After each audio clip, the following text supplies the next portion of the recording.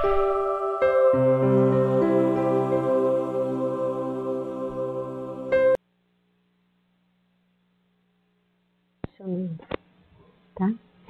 Então, boa noite a todos. E é com muita alegria que a gente vem a essa casa, porque há muito tempo, no dia que eu resolvi ir no centro espírita, eu vinha de outra religião, uma amiga me trouxe aqui. E eu lembro assim da sensação de carinho, de amor que a casa espírita nos passou à época. Ainda tínhamos o seu Arimílis, a dona Esbelta, outras pessoas, porque já faz um tempinho isso. E aí depois nós fomos ao Centro Espírita Amor e Caridade em estudos. E lá ficamos até hoje. Então vamos ao tema de hoje, que é Jesus e o Espiritismo. Eu tentei fazer um paralelo do que há nos Evangelhos, Mateus, Marcos, Lucas e João, e a doutrina espírita, textos precisos. Na questão 625 do Livro dos Espíritos, vou voltar um pouco. Há a pergunta: qual o tipo mais perfeito que Deus tem oferecido ao homem para lhe servir de guia e modelo? E a resposta é curta: é Jesus. Nos comentários, Kardec nos escreve, o codificador observa que para o homem, Jesus representa o tipo de perfeição moral que o homem pode, que a humanidade pode aspirar na Terra. O aspecto da perfeição moral que nós podemos aspirar aqui na Terra. Porque Jesus nos ensinou as expressões de mais pura sabedoria dentro da lei divina do amor, da caridade. E ele foi o Espírito mais puro que apareceu aqui na face da Terra, que veio para nos guiar, para nos deixar as lições de amor através do Evangelho. Essa questão do amor através do Evangelho muitas vezes foi lembrada e muitas vezes deturpada. Então merece algumas considerações, porque a presença de Jesus na Terra foi um acontecimento especial, foi planejado nas hostes divinas. Jesus se preparou, plasmou seu perispírito para poder encarnar uma única vez aqui na Terra. Mas ele estava presente em toda a criação do planeta para que nós pudéssemos vir aqui e fazer a nossa trajetória. Jesus nos deixou uma doutrina que fala de amor, de fraternidade. E sempre que nós vamos ler o Evangelho, nós encontramos esses ditos por Jesus falando do amor. O Sermão da Montanha, as parábolas, e imensas outras oportunidades, inúmeras outras oportunidades em conversações. O Sermão da Montanha é um dos cânticos mais lindos que há no Evangelho. Então ele nos deixou as lições de profundo amor para com o ser humano. Na convivência, ele curou enfermos, deu de comer aos famintos, acolheu, orientou os aflitos, os que têm dores, deu testemunho da coragem, de paciência, da tolerância, do perdão. Indiscutivelmente, no episódio da crucificação, no momento de uma dor extrema para aquele ser humano, aquele espírito encarnado aqui na Terra, ele pediu ao Pai que perdoasse, porque não sabiam o que faziam. Eles não sabem o que fazem. Dando provas da imortalidade através da ressurreição, ele apareceu logo em seguida. Ele mostrou que a vida ela ultrapassa os limites do corpo físico, que a vida continua plena. Com os ensinos espalhou a verdade, e essas verdades elas aparecem a nós muito mais com o advento do Consolador prometido, do Espiritismo. Jesus, na sua trajetória, não deixou diretamente nenhum escrito, mas os evangelistas, logo em seguida, se encarregaram de fazer esses relatos. 2 discípulos diretos, Mateus e João, e 2, Lucas e Marcos, que vieram depois, a posterior, e anunciaram com toda clareza os princípios básicos dos ensinamentos de Jesus. E nos ensinam.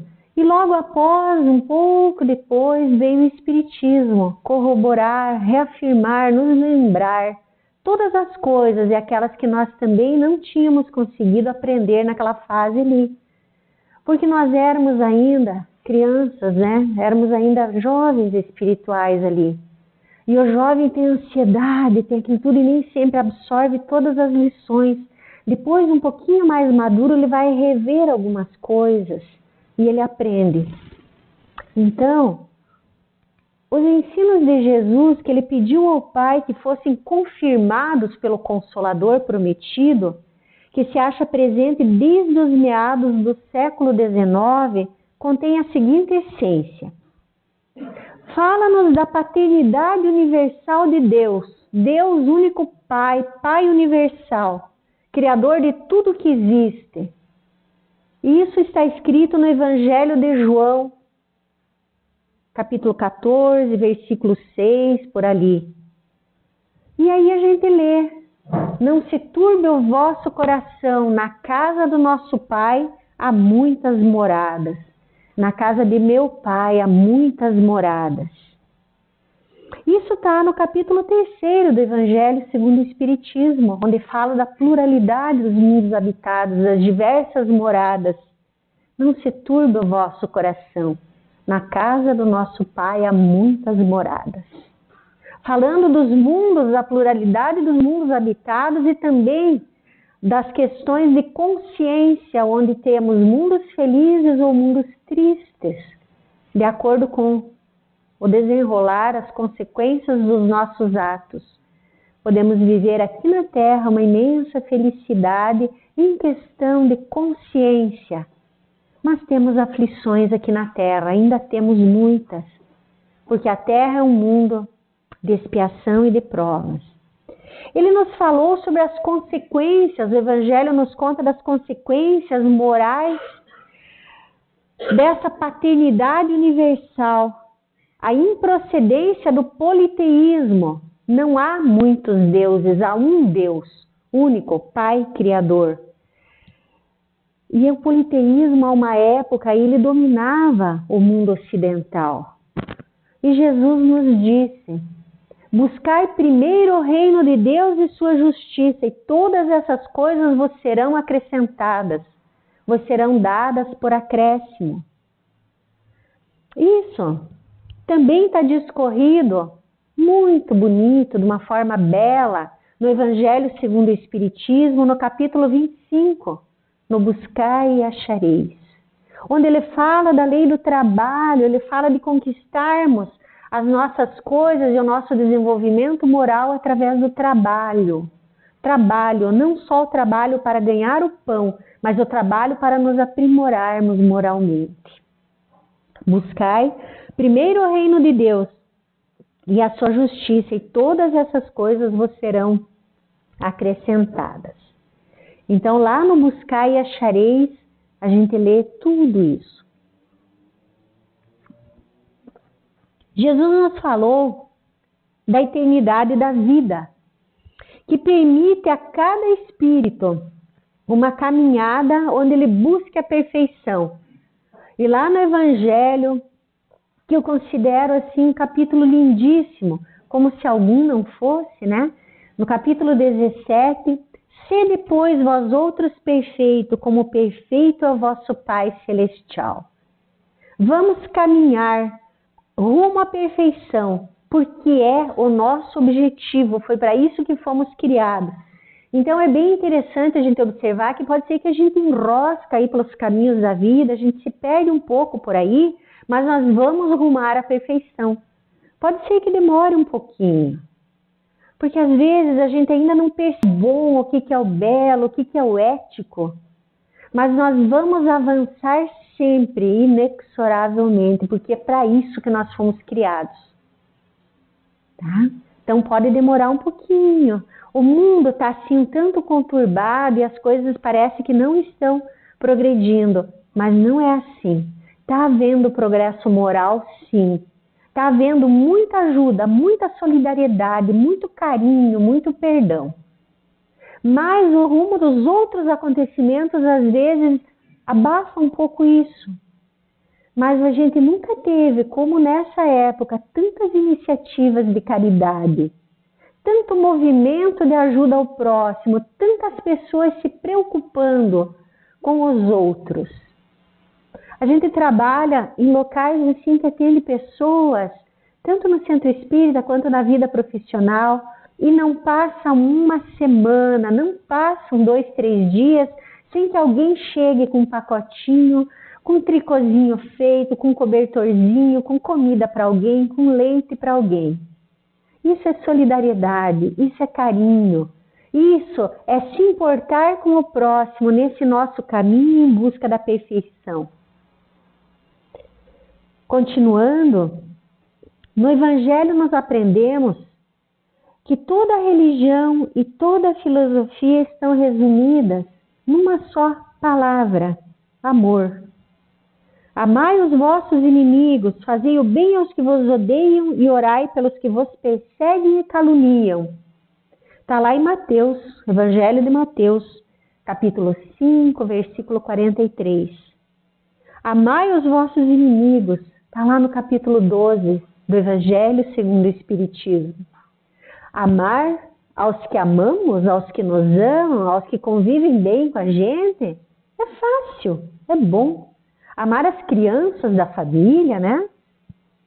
Mas amar aqueles que a gente se estranha um pouco, que a gente se espinha um pouco, amar aqueles que a gente sabe que nos querem mal, que se puderem nos puxam o tapete, nos dão uma rasteira, porque eles ainda não sabem que o mal não vai levar a lugar nenhum, que só o bem vai nos fazer progredir, que o nosso objetivo de vida é o bem, eles ainda não conseguem. Então a gente tem que amar esses inimigos, visto que não temos inimigos, temos aí pessoas com um pouco mais de dificuldade de convivência e já temos que os amar. É difícil de amar os inimigos? Bem difícil. Mas a gente começa devagar, fazendo os exercícios do amor, não desejando mal a eles, não desejando que eles batam a cabeça ali, que se quebrem, deixando eles quietos, não agasalhando no coração sentimentos de rancor, de ódio. E aí a gente vai, e se possível, olha para a criatura e que Jesus te abençoe. E isso vai fazendo parte do nosso hábito quando ele vem de dentro, quando ele vem do íntimo. E quando a gente vê, a gente já não está querendo mal a ninguém, porque o mal nos faz mal. Ele nos deixa doentes, ele nos deixa ruins, com dor de estômago, com dor no peito, dor no coração. E aí a gente começa a perceber que se a gente amar, a vida fica mais leve, mais tranquila, e a gente não tem inimigos. E a gente leva uma vida mais plena. É do Mestre, então, esse ensino profundo, de muita simplicidade, de muita autenticidade. Amar a Deus sobre todas as coisas e amar ao próximo como a si mesmo. Está lá no Evangelho de Mateus. Amplamente discutido ali no capítulo 11 e 12 do Evangelho segundo o Espiritismo. Antes também, no Evangelho de Mateus, encontramos o seguinte ensino do Mestre, do amor ao próximo, que eu acabei de falar, mas vou complementar. Amai os vossos inimigos, fazei o bem ao que vos odeiam e os que perseguem e caluniam, para serdes filhos do vosso Pai que está no céu, o qual faz erguer-se o sol sobre bons e sobre os maus, sobre os justos e os injustos, sobre os que merecem e os que nós achamos que não merecem, né? Porque se não amais senão os que vos amam, que recompensa tereis por isso? Está lá no Evangelho segundo o Espiritismo, no capítulo 11. Muito bem discorrido, muito bem colocado. Se não amais senão os que vos amam, que recompensa tem? Amar os que estão ali no núcleo familiar, os filhos, os netos, os sobrinhos, é uma delícia. Eu acho que Deus nos dá isso de prêmio, para que a gente se esforce por amar os outros. Tem uma amiga que ela gosta muito do Espiritismo e ela nos diz que Deus nos permitiu ter filhos, parir filhos, para que a gente saiba como amar a humanidade. Porque filho é um amor incondicional. A gente sabe como eles são. É rebeldinho, é ruinzinho. Preciso estar ali atento, mas a gente ama. Agora aí, essa semana, última semana, aí uma pessoa falando de dificuldade na família, ela disse, por filho a gente dá um braço e não sente dor. E é isso mesmo. Mas a gente tem que amar além um pouco, aqueles que nos fazem ainda algum atrito, que nos proporcionam aí algum mal. A gente tem que amar e transformar, fazer essa transformação. É o exemplo do amor que nos dá Jesus, né? Amar sempre. Em outro ensino, muito popular na multidão, Jesus subiu a um monte e ele cantou o incomparável, ele disse o incomparável sermão da montanha, exaltando as virtudes humildes, próprias dos espíritos retos e inclinados ao bem. Bem-aventurados os pobres de espíritos, os simples e retos, porque deles é o reino dos céus. Bem-aventurados os que têm fome e sede de justiça, os que choram, os limpos de coração, e exaltou a cada um a sua consolação, firmada na justiça de Deus. Eu costumo dizer às pessoas, porque seguidamente as pessoas chegam e sentam do lado da cadeira que a gente está sentada no centro espírita e dizem, estou angustiada, não estou bem. E contam alguma coisa e a gente pergunta às vezes, você tem orado? Você tem feito o teu momento diário de oração? Não estou conseguindo. Eu digo, mas faça. Mas eu acho que eu nem sei como orar direito, porque eu começo, meu pensamento se perde, eu estou ansiosa, eu estou com a vida aturdida, não estou bem. Digo, então leia o Evangelho segundo o Espiritismo, leia lá capítulo 5, Bem-aventurados os aflitos, capítulo 7, 8, 9, que fala sobre as bem-aventuranças. Se você dormir lendo, fique de pé do lado da cama. Nós temos uma coordenadora de estudo, que ela vem da Federação do Rio Grande do Sul, a Sandra de la Pola, que fala muito sobre a mediunidade, e aí ela diz assim, lá no Rio Grande do Sul é frio, e a gente toma banho, põe um pijama e fica de pé do lado da cama e lê o Evangelho. A gente nem se esquenta, porque senão a cabeça dorme, então a gente fica de pé. E é bem isso, a gente tem que se esforçar por buscar elevar o pensamento de alguma forma. E aí os capítulos do Evangelho segundo o Espiritismo nos propiciam isso. Mas leiam com o coração. O capítulo das bem-aventuranças, aí os 5, o 7, o 8, o 9, são muito ricos de ensinamento e de consolo, porque eles exaltam as virtudes que vêm da humildade. Então, os limpos de coração exaltou a cada um a sua consolação, que é firmada na justiça de Deus. Bem-aventurados os pobres de espírito, porque serão consolados. Jesus sabia que nós íamos viver ainda tempos de aflição, mas que no futuro nós vamos ter a consolação desse nosso sofrimento, do nosso sacrifício, das aflições. Essa fase de aflições, de dores vai passar. Esses dias alguém me perguntou, demora um pouco para passar? Eu demora, vai demorar. Para a gente é muito tempo, para o divino, para Deus, para o Criador, talvez não. A gente sabe que essa mudança de fases aí, de mundo de expiação e de provas para um mundo de regeneração, onde já não haverá tanta aflição, ele está se fazendo há algum tempo, mas vai levar aí um pouquinho, 1000 anos. Mas isso passa rápido. A vida, quando a gente vê, é que a gente se fixa um pouco mais nas aflições do que nas alegrias. E aí o tempo demora um pouco.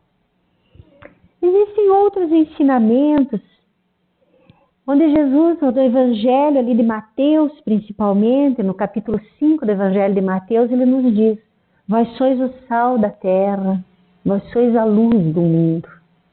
O sal serve para realçar o sabor. Se ele perder o sabor, não serve para mais nada. E vós sois o sal da terra. Vós sois a luz do mundo. Eu acho que aqui eu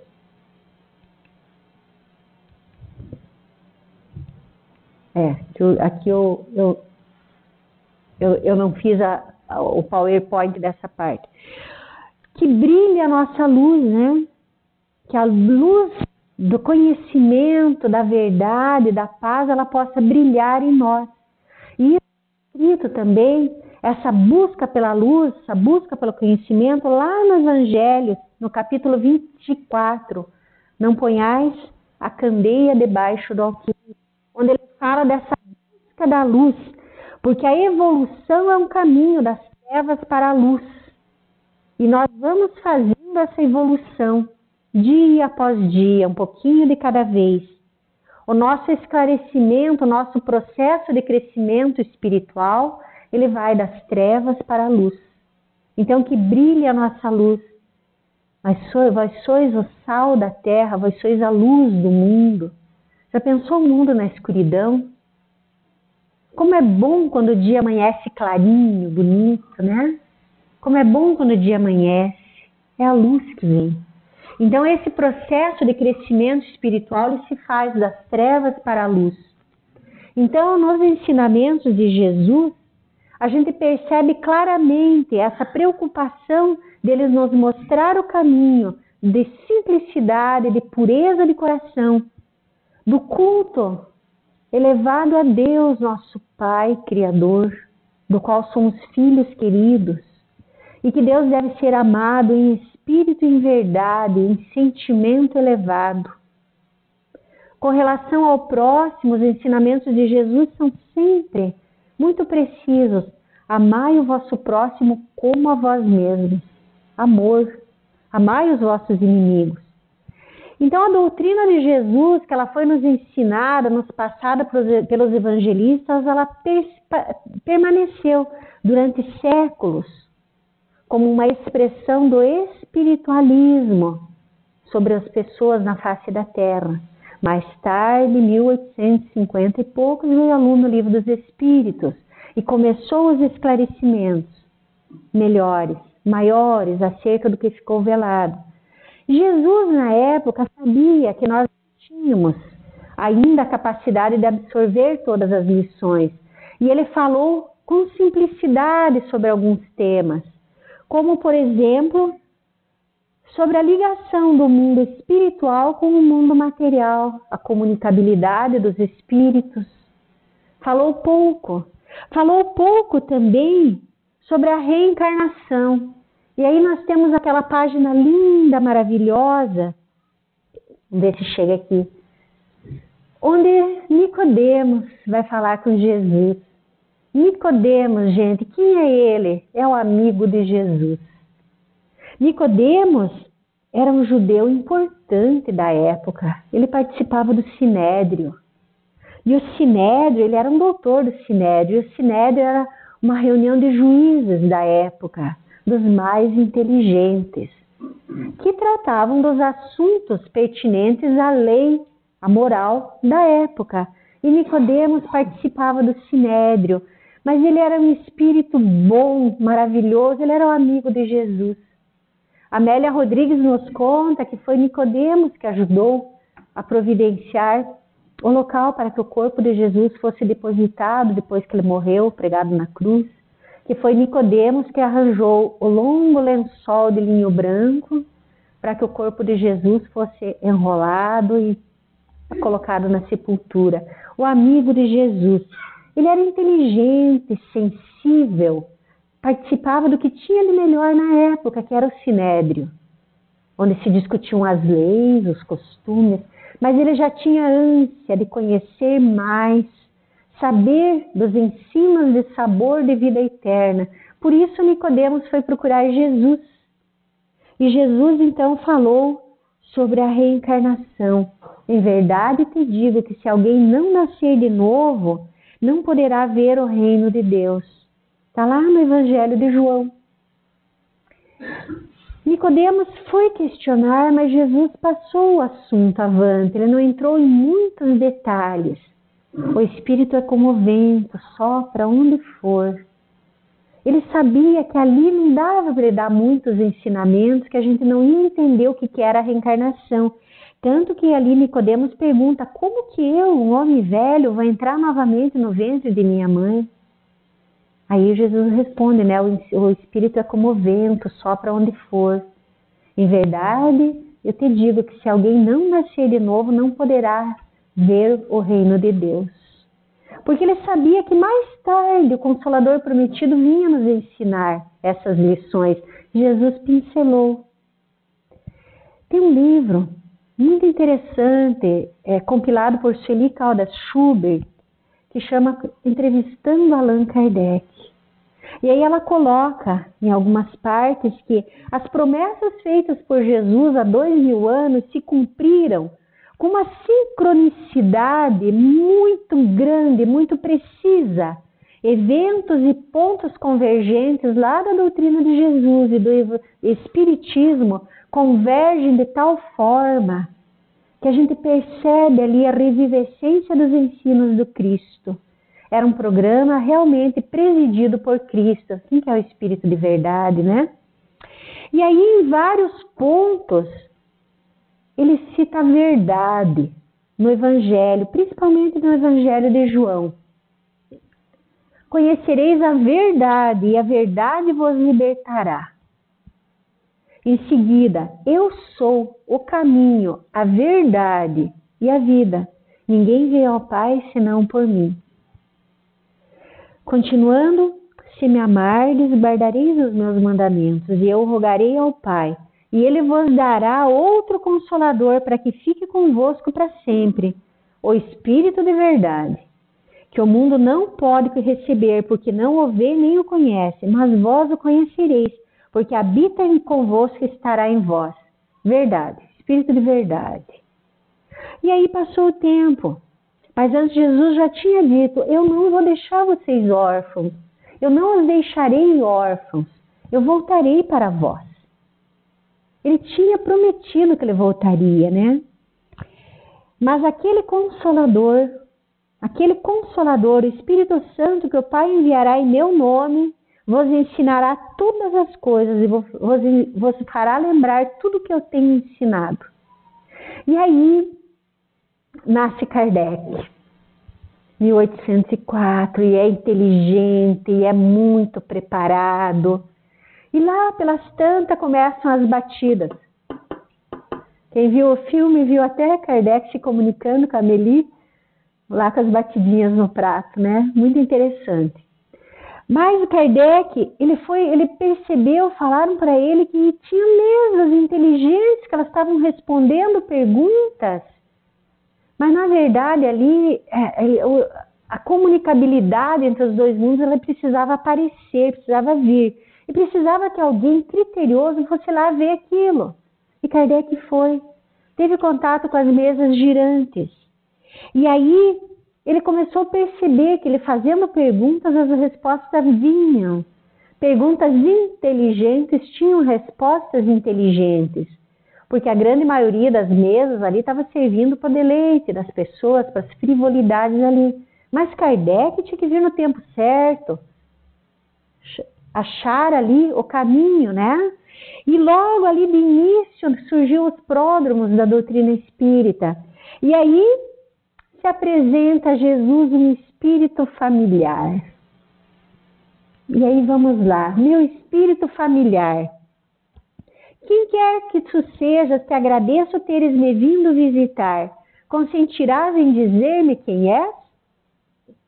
Para ti chamar-me-ei a verdade. Todos os meses aqui durante um quarto de hora estarei à tua disposição. Os anteriores conhecereis a verdade. Eu sou o caminho, a verdade e a vida. O Espírito de verdade que o mundo não pode receber. Jesus tinha dito que a verdade viria. E aí está aí, ó. Quem que é você, meu espírito familiar? Para ti, chamar-me-ei a verdade. E todos os meses, 15 minutinhos eu vou estar à tua disposição. Aí eu já ia dizer, né? Por favor, mais, né? 15 minutos por dia. Mas existia toda uma pleiade de espíritos preparadas para a tarefa, presididas por Jesus. E preparadíssimos, e Kardec estava ali. Então é importante que a gente diga que não foi Kardec que disse, você é verdade, o que é? Não, veio do plano espiritual a revelação das promessas de Jesus. Eu sou o caminho, a verdade e a vida. E outras, como eu coloquei ali anteriormente, o Espírito de verdade que o mundo não conhece. E aí começaram a explicar mais coisas espirituais que tinham passado despercebidas a nós naquele momento em que crianças espirituais recebemos Jesus, que nos deu as lições do Evangelho. Tudo em a codificação, e o Evangelho e a codificação, eles têm uma notável sincronicidade, uma sintonia muito grande. E aí tem um fato assim muito lindo que eu gosto muito e que a gente começa a perceber no Evangelho e a gente começa assim a ver, né, como nós fomos cuidados o tempo inteiro. Jesus, está escrito lá no Evangelho de Mateus, ele chamou os 12 apóstolos e ele deu aos apóstolos a grande responsabilidade de ir pregar o reino dos céus, falar do Evangelho que eles tinham ouvido de Jesus, as bem-aventuranças, o perdão, o amor. Ele chamou os 12 apóstolos. Vão curar enfermos, vão expulsar demônios. O que a gente sabe hoje? O que é expulsar demônios, né? O Espiritismo nos esclarece. Mas na época não sabiam, né? E aí Jesus, chamando os 12 apóstolos, deu a eles o poder de ir, curar, falar do amor. Porque ele sabia que se cura de dentro para fora, do espírito, com um espírito abastecido de amor, ele cura. E aí Jesus diz, ide, pregai, curai, expulsai os demônios. Mas não vão aos gentios, ide antes as ovelhas perdidas da casa de Israel. Para ir aos gentios, eu já estou preparando um outro que daqui a pouco chega. Ele não disse isso, eu que estou dizendo. Eu estou preparando Paulo, daqui a pouco vem Paulo com tudo. E ele vai nos povos mais pagãos, porque ele tem fibra, ele tem têmpera. Ele vai lá, vai apanhar, vai levar pedrada e vai voltar aqui, firme. Mas vocês ainda estão começando, então vão antes as ovelhas perdidas da casa de Israel. O que eram as ovelhas perdidas? Eram os pequenos burgos, a vizinhança ali. Porque esses povos já tinham ouvido falar de Jesus, sabiam de alguma cura, sabiam de alguma coisa, então estava mais fácil para começar a falar do Evangelho àqueles povos, as ovelhas perdidas da casa de Israel. Porque os mais distantes, os mais endurecidos, os apóstolos ainda não tinham todo esse preparo para dar conta. E eles tinham muito o que fazer ali, em volta das regiões pequenas onde eles estavam. E realmente depois nós vemos que vem Paulo de Tarso com tudo, né? Cai do cavalo, Saulo de Tarso, cai do cavalo no caminho de Damasco e levanta e diz, estou aqui, o que queres que eu faça? E ele vai aos povos e viaja, e vai longe, e apanha, e leva, e é apedrejado, e é machucado, e ele volta e não cai. Em nenhum momento a fé que ele tinha cai um pouquinho. E aí, quanto às ovelhas perdidas da casa de Israel, nós observamos lá no livro dos Médiuns, lá no capítulo 21, nas dissertações espíritas, a mais bela e reveladora mensagem da codificação, que Allan Kardec cita, diz que foi recebido por um dos melhores médiuns da Sociedade Espírita de Paris e foi assinado por um nome que só com muita reverência e respeito se pronuncia, se permite revelar. Essa mensagem tem a assinatura de Jesus de Nazaré. E Allan Kardec diz que espíritos verdadeiramente superiores só se manifestam em circunstâncias excepcionais. Depois esse texto que está lá no conteúdo todo no Livro dos Médiuns, ele é inserido antes no Evangelho segundo o Espiritismo. Chamando os 12, disse, né, antes que eu falei, não coloquei a Lane. Venho como outrora, venho como em outra hora, né, aos transviados filhos de Israel, trazer-vos a verdade e dissipar as trevas. Escutai-me, o Espiritismo, como fez antigamente a minha palavra, tem de lembrar aos incrédulos que acima deles reina a imutável verdade. O Deus bom, o Deus grande, que faz germinem as plantas e se elevem as ondas. E se levantem as ondas. Revelei a doutrina divinal, como um ceifeiro reuni feixes, o bem esparso no seio da humanidade, e disse: vinde a mim, todos vós que sofreis.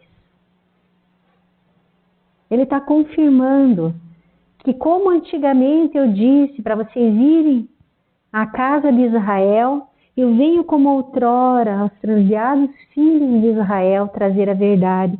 Isso está no Evangelho, no Cristo Consolador, capítulo 6. Que quando a gente está bem triste, com a vida bem entristecida, a gente lê o capítulo 6 do Evangelho segundo o Espiritismo, onde ele nos pega no colo, nos abraça e afaga a cabeça. Vinde a mim, todos vós que sofreis. Então esse texto todo aí, ele é muito revelador. Nós vemos o Mestre retomando o que ele disse lá aos apóstolos.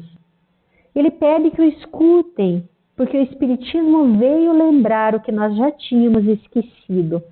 O bem, a verdade imutável, o Deus bom, o Deus grande, que faz germinem as plantas, que faz levantem as ondas.